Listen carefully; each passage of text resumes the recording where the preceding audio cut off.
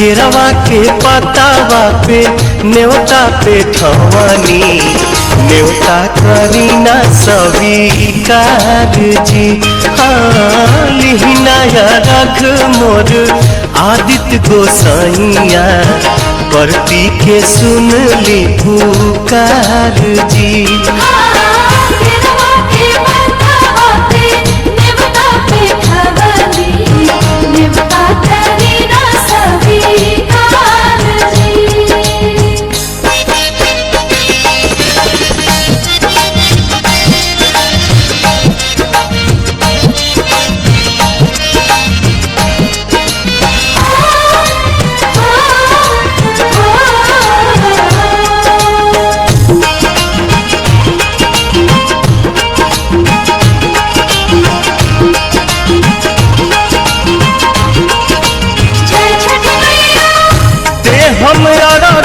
दोनों बेरा आदित तोहे साझिया फजीरे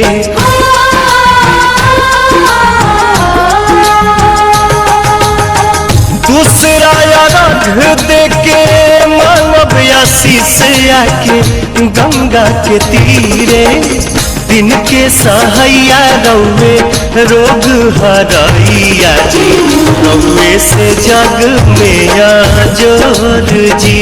हाँ केरवा के पतावा पे न्योता पे ठवानी न्योता करीना स्वीकार जी।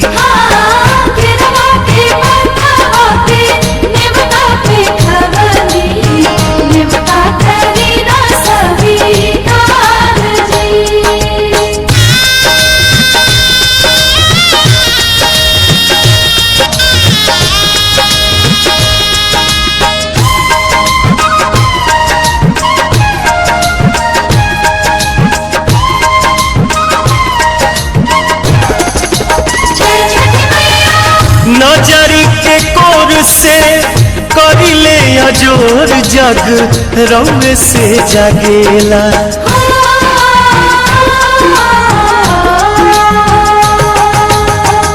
रौवे से रात होला रौवे से दिन काल चक्र चलेला। हर साल करब बरत आई छठी घटिया हमनी पकड़ब उपकार जी। हाँ लिहिनाया रघ मोर आदित्य गोसाइया परती के सुन ली पुकार जी।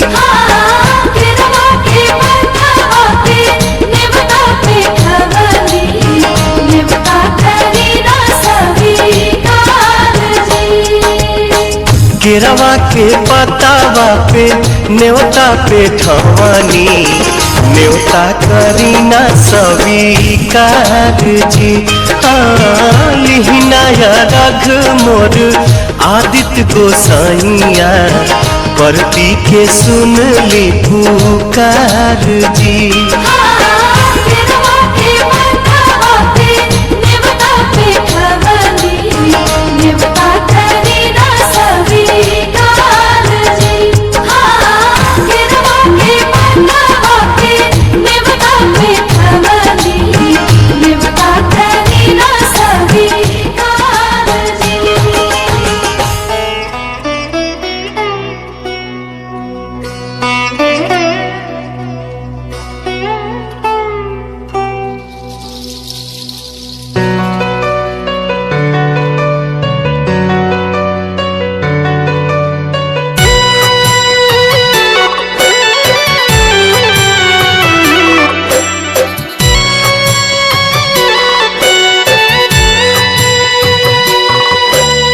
पहिले पहिले बरत करताड़ी कोसियानु भरताड़ी थोड़े थोड़े डरताड़ी हो तो भूल चुक क्षमा करी हो ये हो छठी माई धनिया हमार नया बाड़ी हो। भूल चुक क्षमा करी हो ये हो छठी माई धनिया इनकर नया बाड़ी हो।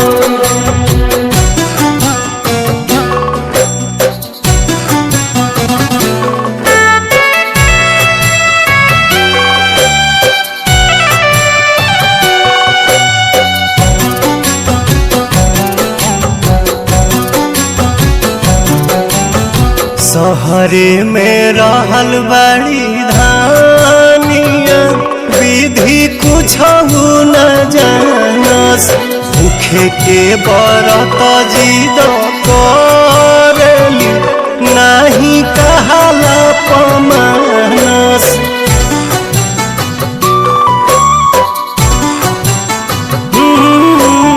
सहरे में रहल बड़ी धानिया विधि कुछ न जानस भूखे के बरत जिद करली नहीं कहला पमानस कला सुप में दिया जगवतारी नरियर सजावतारी छठ गीत गवतारी हो भूल चुक क्षमा करी है हो छठी माई धनिया हमार नया बाड़ी हो भूल चुक क्षमा करी है हो छठी माई धनिया इनकर नया बाड़ी हो।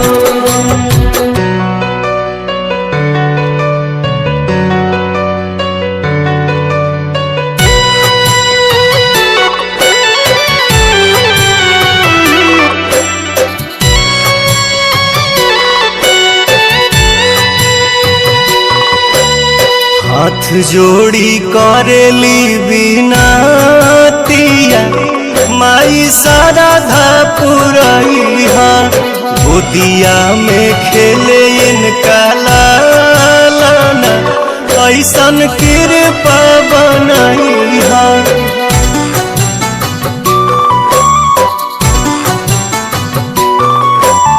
हाथ जोड़ी करेली बिनतिया